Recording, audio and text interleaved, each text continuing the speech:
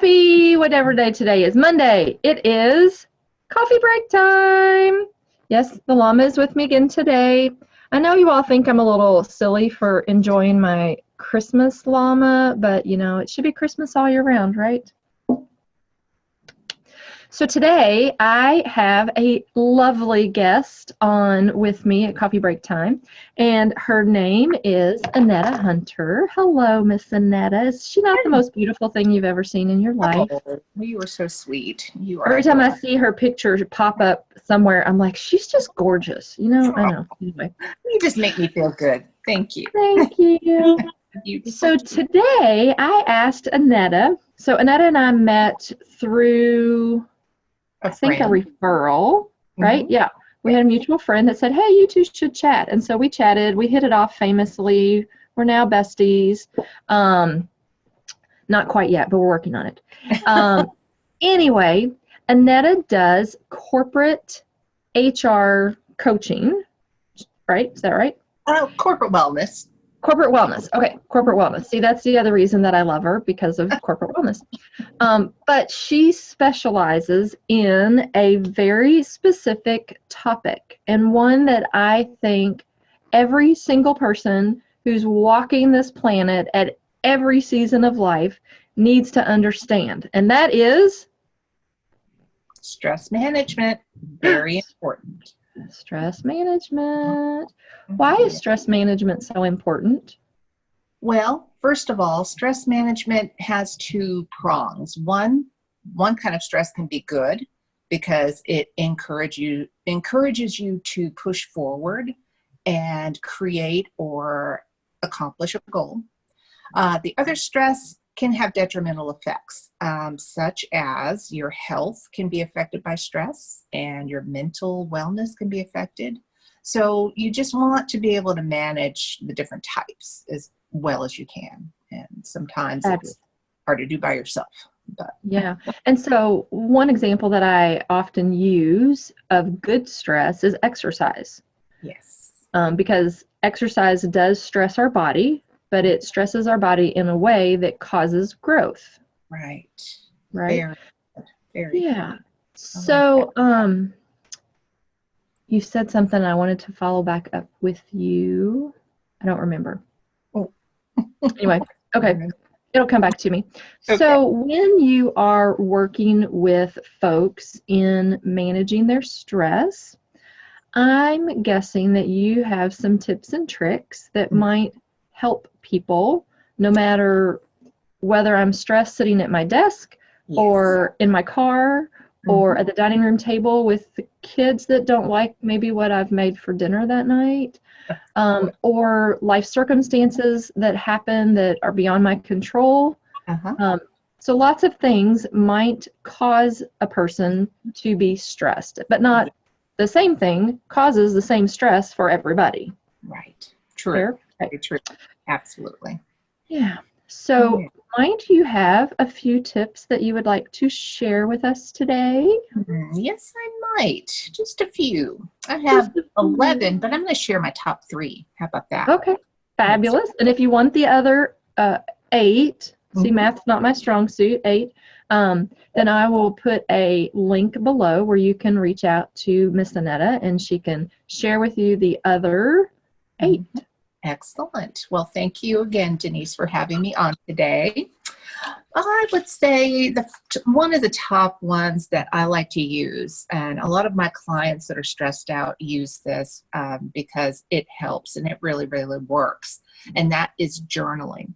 Journaling is one of the things that is a major stress reducer, because if you have a lot on your mind, and it has nowhere to go but knock around in your brain, constantly making you crazy, what do you need to do? You need to get it out. So journaling is a wonderful cathartic way that you can get those thoughts onto paper. And once you've done that, it's like magic. It's like it just totally releases and relaxes you. So I mean, I've been journaling most of my life. And it really, really has helped me over times that were very stressful. So that's number 1. I like to call that my brain dump. Oh, yes. Excellent. I love that. brain When I dump. can tell when I got too many things going in my head and they're bumping around, hitting each other, I just Yes. say, I got to go like 10, 15 minute, give me Oh, a quiet place and a paper and pen, and I just dump everything and get it out of my brain. And then I there. can deal with it later. So I love that one too. Oh, wonderful. Thank you. Well, the second one that is near and dear to my heart is self-care, first of all. And that can come in many forms. I mean, self-care is about saying no. Self-care is about putting yourself first for a change. If you are a caregiver, this is a major, major area that you need to focus on. Being a caregiver myself, I totally, totally understand it and have to practice what I preach. So in self-care, take time out to take a bubble bath. Get that book you've been meaning to read or start it and put away because you didn't have time. Get that book out, start reading that book and relax in the bubbles and the warm water and just like Calgon said, take me away, you know? So that's number one to do. The second thing to do when you're doing self-care and practicing self-care is to take good care of your sleeping as far as getting rest. That's a huge one because we're burning at both ends all the time. And as someone that is starting a business, has had a full-time job and starting a business, has a family, has people that count on me constantly for care, you have to be rested. So make that a priority. If you set your alarm on your clock and just say 10 to 6 o'clock, you know, you're going to get at least 7 hours of sleep. So, so important to do. And then let me just see what some of my other ones are. I was thinking of self-care being also an area where we have to remember to take time out to exercise. And, you know, that's a huge one because if we don't exercise, you don't give your body the strength and the vibrancy that it needs, and your mind, because that exercising creates those endorphins, and those endorphins help you produce good feelings. So if you can keep a positive mindset and your body's feeling good, your mind is on track, then you're going to accomplish everything you need to. Number 3, I would say my third one, let me see what my third one is here. Rationalizing anxiety. I believe rationalizing your anxiety, it always kind of focuses in on what's going on with you. And if you look at reality, depending on what's happening in your life, it may not be a good situation at the time, but if you look at where you want to be, then you can kind of calm yourself down and say, okay, I know things are a little crazy now, but it doesn't always have to be that way. If you project yourself into the space that you want to be in the future and really focus on that, your vibration level is going to go up and you're going to be feeling those good feelings of where you're going to be in the future, where you want to see yourself. So keep yourself on a good level of vibration, positive thoughts, feed your mind positivity constantly. Because if you feed just as your body, your mind needs good nourishment. So you're going to need to fill your mind with positive motivational thoughts and speeches. And there's a ton of material on YouTube that everybody can go to. Pick out your favorite motivational person and put it on every day, earphones, whatever, and listen when you're getting up in the morning, getting ready to go to work, on your way to work, while you're at work. Constantly feed your mind with positivity, and you will find yourself on that high flying vibration. So Yes. I'm reminded, I hadn't thought about this in a long time, but the very first job I had out of college, a couple of years ago, yeah, it wasn't really a good environment. My boss and I didn't exactly hit it off. And at the time, I lived about an hour away from where I worked, 45 minutes. And so it gave me nearly an hour to regroup my thoughts on the drive home before I got home. Yes. And took it out on everybody. Oh, yeah. And I remember we moved then, and then I lived about 5 minutes from work. And I remember, like, almost as clearly as yesterday that when I was getting home then, when I was shorter, I was like jumping on everybody. Oh, yeah. And, ugliness.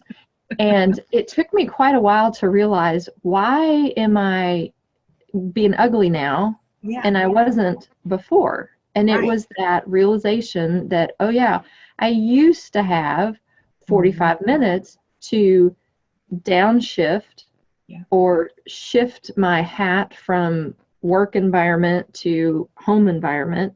Yes. And I lost that. Like overnight, I lost it. And it was really a shocker to me of how beneficial that drive time was to just kind of recalibrate. Yeah. Oh, yeah. It makes such a difference. You know, you have to process. You have to process the negativity out. And being able to have that time, even if you say you only had 5 minutes to get home, then you might, make a deal with your family. I need at least 30 minutes to kind of come down. Like, I remember years ago, men coming home from work, they would be stressed out from work, and the mom would say, leave your dad alone for a little while. I'm going to give him a drink and let him just settle down for a minute so he can kind of regroup and then be fresh and ready to be in the family mode. Women need that. That's also a great time to go and work out. Do your exercising then, and that also is going to help get rid of that. That's right. Our timer went off, but I have one more quick question. Okay. So gratitude tends to be one that I personally choose to go to if I'm in a funk. Oh, yes. Would you put that in with the journaling category, or is it in a character all by itself? Well, you could look at it a couple of different ways. I like to put it in the journaling category because I believe in keeping a gratitude journal, because I think it really helps to look back over time at the things that you were grateful for at one time, or even last week, if you're feeling in a funk in that moment and you say, well, what good can I get from something that has happened? Look back at that journal and you'll see all those wonderful things that happened. And then you can be grateful and be in the moment again, feeling good. So. Very good, very good. Well, that completes our coffee break for today. Thanks for hanging out with us for a few minutes. Thanks, Annetta, for joining us. Absolutely. And remember, these are just 3 of her top 11. So if you want to know the other 8, you need to reach out to her, or maybe we'll try to do a longer version in the Facebook group and just help folks out with that then. So for now, we will say this is Denise Krebs and Annetta Hunter signing off for today's coffee break. You guys have a fabulous, blessed, healthy, wonderful day. Take care. Thank you. Bye.